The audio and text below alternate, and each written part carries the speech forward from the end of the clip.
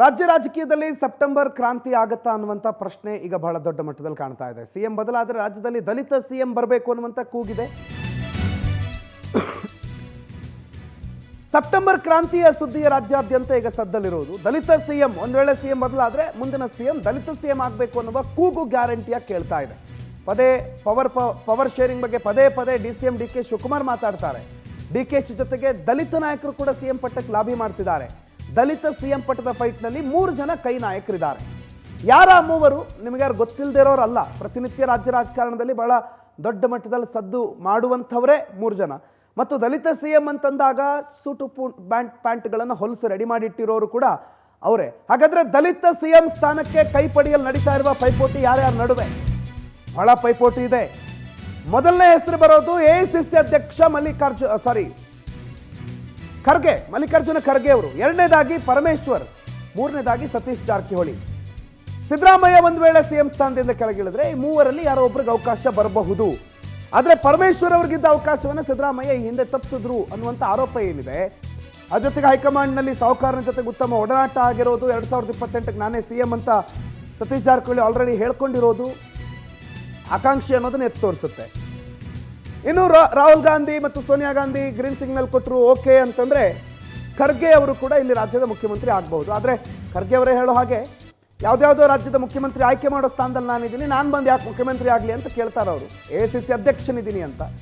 But ಒಂದು ಹೆಸರು consideration ತಗೊಂಡ್ರೆ ದಲಿತ ಸಿಎಂ ಆಗಬೇಕು ಅನ್ನುವಂಥ ವಿಚಾರ ಬಂದಾಗ ಅದು ಖರ್ಗೆ ಅವರ ಹೆಸರು ಮೊದಲಿಗೆ ಕೇಳುತ್ತೆ, ಪರಮೇಶ್ವರ್ ಅವರ ಹೆಸರು ಎರಡನೇ ಕೇಳುತ್ತೆ. ಪರಮೇಶ್ವರ್ 2013ರಲ್ಲಿ KPCC ಅಧ್ಯಕ್ಷರಾಗಿ ರಾಜ್ಯದಲ್ಲಿ ಕಾಂಗ್ರೆಸ್ ಅನ್ನು ಗೆಲ್ಲಿಸಿದ್ರು. ಆವಾಗ ಸಿಎಂ ಕ್ಲೈಮ್ ಮಾಡ್ಕೊಂಡಿದ್ರು. ಬಟ್ ಸಿದ್ದರಾಮಯ್ಯನವ್ರ ಕಾರಣದಿಂದ ಅವ್ರಿಗೆ ಅವತ್ತು ತಪ್ಪು ಹೋಗಿತ್ತು. ಈಗ ಮತ್ತೆ ಸಿದ್ದರಾಮಯ್ಯನವರು ಇಳಿದ್ರೆ ಪರಮೇಶ್ವರ್ ಅವ್ರಿಗೆ ಅವಕಾಶ ಸಿಗಬಹುದು.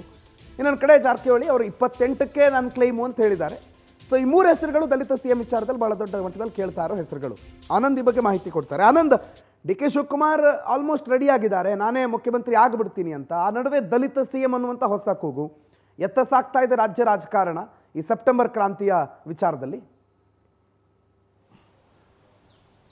ಪ್ರಣೀತ್, ಪ್ರಮುಖವಾಗಿ KN ರಾಜಣ್ಣ ಅವರು ಮೊನ್ನೆ ಒಂದು ಬಾಂಬನ್ನ ಸಿಡಿಸಿದ್ರು. ಸೆಪ್ಟೆಂಬರ್ನಲ್ಲಿ ದೊಡ್ಡ ಮಟ್ಟದ ಒಂದು ಕ್ರಾಂತಿ ಆಗುತ್ತೆ ಅಂತ. ಅದಾದ ಬೆನ್ನಲ್ಲೇ ಈಗ ರಾಜ್ಯ ಕಾಂಗ್ರೆಸ್ನಲ್ಲೂ ಕೂಡ ಬದಲಾವಣೆಯ ಬಗ್ಗೆ ಬಹಳಷ್ಟು ಒಂದು ಚರ್ಚೆಗಳು ನಡೀತಾ ಇದೆ. ಸೆಪ್ಟೆಂಬರ್ ತಿಂಗಳಲ್ಲಿ ಸಿಎಂ ಸ್ಥಾನವೂ ಕೂಡ ಬದಲಾಗ್ತಕ್ಕಂಥ ಸಾಧ್ಯತೆಗಳು ಕೂಡ ಇದೆ ಅನ್ನೋ ಒಂದು ಚರ್ಚೆಗಳು ಈಗ ಕಾಂಗ್ರೆಸ್ ಪಾಳಯದಲ್ಲಿ ಜೋರಾಗಿರ್ತಕ್ಕಂಥದ್ದು. ಈ ನಡುವೆ ಮುಂದೆ ಸಿಎಂ ಆಗೋದಕ್ಕೆ ಬಹಳಷ್ಟು ನಾಯಕರು ತುದಿಗಾಲಲ್ಲಿದ್ದಾರೆ. ಈಗಾಗಲೇ DCM DK ಶಿವಕುಮಾರ್ ಅವರು ಕೂಡ ಹೈಕಮಾಂಡ್ ಹಂತದಲ್ಲಿ ತೀವ್ರವಾದಂತಹ ಲಾಬಿಯನ್ನ ಮಾಡ್ತಾ ಇದ್ದಾರೆ. ಈ ಕಡೆ ದಲಿತ ನಾಯಕರು ಕೂಡ ಪ್ರಮುಖವಾಗಿ ಈ ಬಾರಿ ದಲಿತ ಸಮುದಾಯಕ್ಕೆ ಅವಕಾಶವನ್ನ ಮಾಡಿಕೊಡ್ಬೇಕು ಅಂತ ಒತ್ತಾಯವನ್ನ ಮಾಡ್ತಾ ಇರ್ತಕ್ಕಂಥದ್ದು. ಆ ಬಗ್ಗೆ ರಣತಂತ್ರಗಳನ್ನು ಕೂಡ ಈಗಾಗಲೇ ಮಾಡ್ತಾ ಇದ್ದಾರೆ. ಈ ಮಧ್ಯೆ ಡಾಕ್ಟರ್ G ಪರಮೇಶ್ವರ್ ಅವರು ಹಾಗೆ ಸತೀಶ್ ಜಾರಕಿಹೊಳಿ ಅವರು ದಲಿತ ನಾಯಕರ ರೇಸ್ ನಲ್ಲಿ ಇದ್ರು. ಈಗ ಮಲ್ಲಿಕಾರ್ಜುನ್ ಖರ್ಗೆ ಅವರನ್ನು ಕೂಡ ರಾಜ್ಯ ರಾಜಕಾರಣಕ್ಕೆ ಕರೆತರಬೇಕು ಅನ್ನೋ ಪ್ರಯತ್ನಗಳು ಕೂಡ ಜೋರಾಗ್ತಾ ಇದೆ. ಈಗಾಗಲೇ ಖರ್ಗೆ ಅವರು ಕೂಡ ನಾನು ರಾಜ್ಯ ರಾಜಕಾರಣಕ್ಕೆ ಬರೋದಿಲ್ಲ, ಮುಖ್ಯಮಂತ್ರಿ ಸ್ಥಾನದ ಆಕಾಂಕ್ಷಿನೂ ಕೂಡ ನಾನಲ್ಲ, ನನ್ನ ಬಗ್ಗೆ ಈ ತರ ಒಂದು ಸುದ್ದಿಗಳನ್ನ ಮಾಡಬೇಡಿ, ಯಾರು ಈ ತರ ಹೇಳಬೇಡಿ ಅನ್ನೋ ಒಂದು ಸೂಚನೆಯನ್ನ ಕೊಟ್ಟಿದ್ರು. ಆದ್ರೂ ಕೂಡ ಎಲ್ಲೋ ಒಂದು ಕಡೆ ಮಲ್ಲಿಕಾರ್ಜುನ್ ಖರ್ಗೆ ಅವರಲ್ಲೂ ಕೂಡ ಒಂದು ಕೊರಗಿದೆ. ಇಷ್ಟು ವರ್ಷಗಳ ರಾಜಕಾರಣದಲ್ಲಿ ಯಾವ್ಯಾವ ಒಂದು ಹುದ್ದೆಗಳನ್ನ ಅಲಂಕರಿಸಿದೆ, ಆದ್ರೆ ಸಿಎಂ ಆಗ್ತಕ್ಕಂಥ ಯೋಗ್ಯತೆ ಇದ್ರೂ ಕೂಡ ಆ ಒಂದು ಅವಕಾಶ ನನಗೆ ಸಿಗ್ಲಿಲ್ಲ ಅನ್ನೋ ಒಂದು ಕೊರಗು ಮಲ್ಲಿಕಾರ್ಜುನ್ ಖರ್ಗೆ ಅವರಿಗೆ ಇರ್ತಕ್ಕಂಥದ್ದು. ಈ ಕಡೆ ಸತೀಶ್ ಜಾರಕಿಹೊಳಿ ಅವರಿಗೆ ಸಿಎಂ ಸ್ಥಾನ ಕೊಡೋದಕ್ಕೆ ಪಕ್ಷದಲ್ಲೇ ಕೆಲವು ಸಮುದಾಯ ನಾಯಕರ ವಿರೋಧ ಇದೆ. ಪರಮೇಶ್ವರ್ಗೂ ಕೂಡ ಅದೇ ರೀತಿಯ ಒಂದು ವಿರೋಧವನ್ನ ವ್ಯಕ್ತಪಡಿಸ್ತಾ ಇರ್ತಕ್ಕಂಥದ್ದು. ಹಾಗಾಗಿ ಮಲ್ಲಿಕಾರ್ಜುನ್ ಖರ್ಗೆ ಅವರನ್ನ ರಾಜ್ಯಕ್ಕೆ ದಲಿತ ಸಿಎಂ ಆಗಿ ನೇಮಕ ಮಾಡಿದ್ದೇ ಆದ್ರೆ ಯಾವುದೇ ಒಂದು ತಂಟೆ ತಕರಾರು ಇರೋದಿಲ್ಲ, ಯಾರು ಕೂಡ ಅದಕ್ಕೆ ಬಹಿರಂಗವಾಗಿ ವಿರೋಧ ಮಾಡಲ್ಲ ಅನ್ನೋ ಒಂದು ಚರ್ಚೆಗಳು ಕೂಡ ಈಗ ನಡೀತಾ ಇರ್ತಕ್ಕಂಥದ್ದು. ಹಾಗಾಗಿ ಮುಂದೆ ಸೆಪ್ಟೆಂಬರ್ನಲ್ಲಿ ಒಂದು ಕ್ರಾಂತಿ ಆದ್ರೆ ಆಗ ದಲಿತ ಸಿಎಂ ಕೂಗನ್ನ ಮುನ್ನೆಲೆಗೆ ತೆಗೆದುಕೊಂಡು ಬರ್ತಕ್ಕಂಥ ಒಂದು ಪ್ರಯತ್ನನೂ ಕೂಡ ಈಗ ಜೋರಾಗಿ ನಡೀತಾ ಇರ್ತಕ್ಕಂಥದ್ದು.